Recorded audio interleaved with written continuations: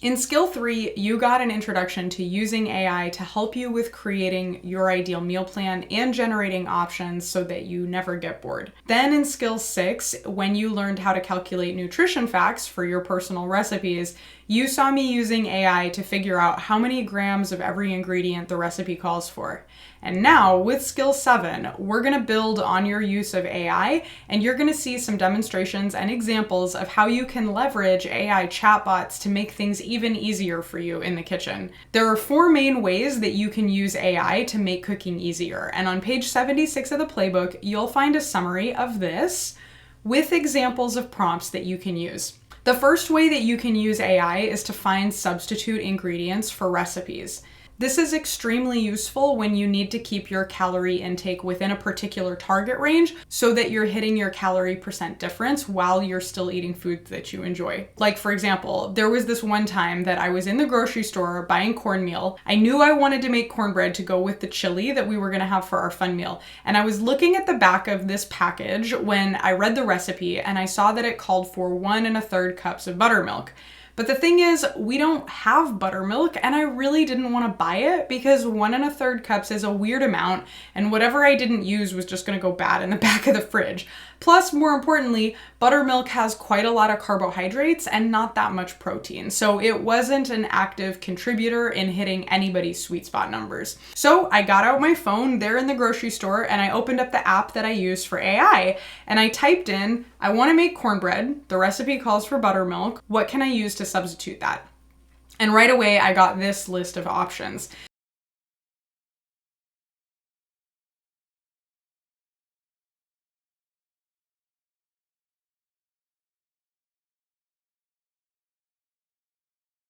I decided I wanted to go with yogurt because we already had that at home and it contains basically double the protein per serving with less fat and carbohydrates. So you can use this kind of prompt with AI anytime that your recipe calls for an ingredient that you don't have, or your recipe calls for an ingredient that you don't want to buy, or your recipe calls for an ingredient that could throw off your macros, like maybe it's too high in carbohydrates or fat, for example, or maybe because you simply want to change it up and try something new.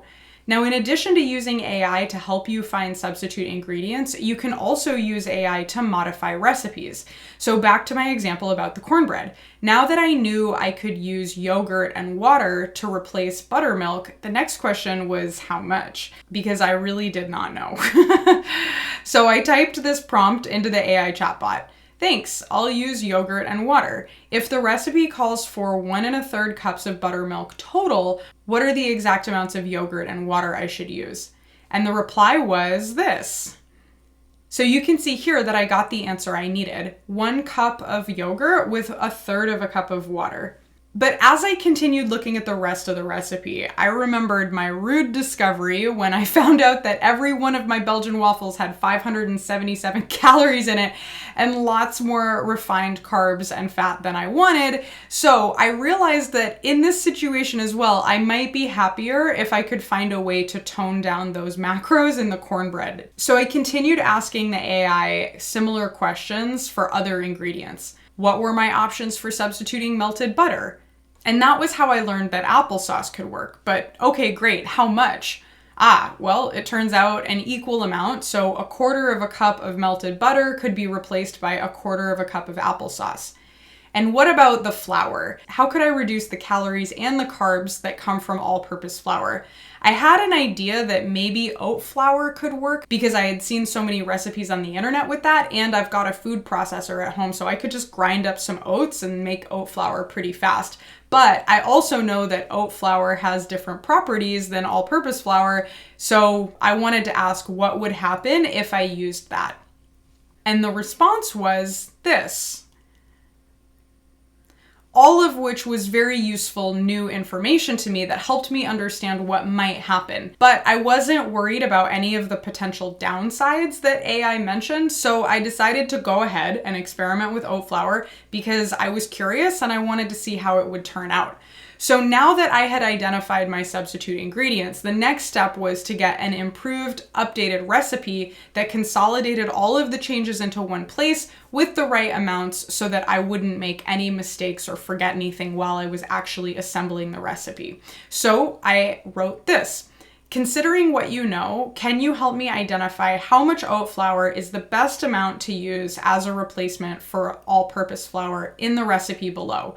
And is there anything else I should be aware of? 1 cup of cornmeal, 1 cup of yogurt mixed with 1/3 of a cup of water, that's the buttermilk substitute, 1 cup of all-purpose flour, 1/4 of a cup of sugar, 2 teaspoons baking powder, 1/2 teaspoon baking soda, 1/2 teaspoon salt, 2 eggs, 1/4 cup of applesauce for the butter substitute. And it replied with all of this information. Here you can see there's this modified recipe where it's given me these changes.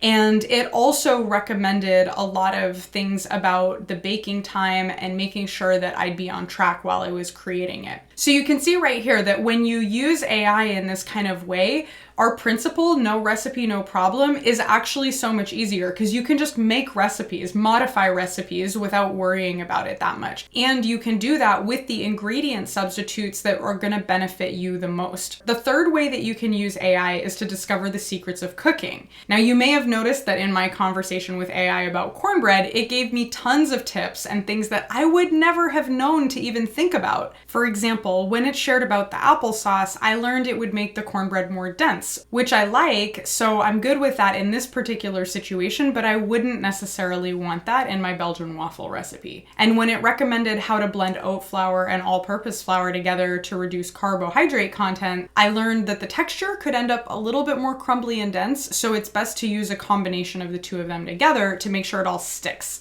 And when it helped me modify the whole recipe, it gave me these 2 things to watch for. First, about the baking time and making sure it doesn't get overcooked, and second, just about the overall texture and why I needed to let it rest a full 10 to 15 minutes before trying to slice it. I never would have known those things on my own, and all of that came because of the simple question, is there anything else I should be aware of?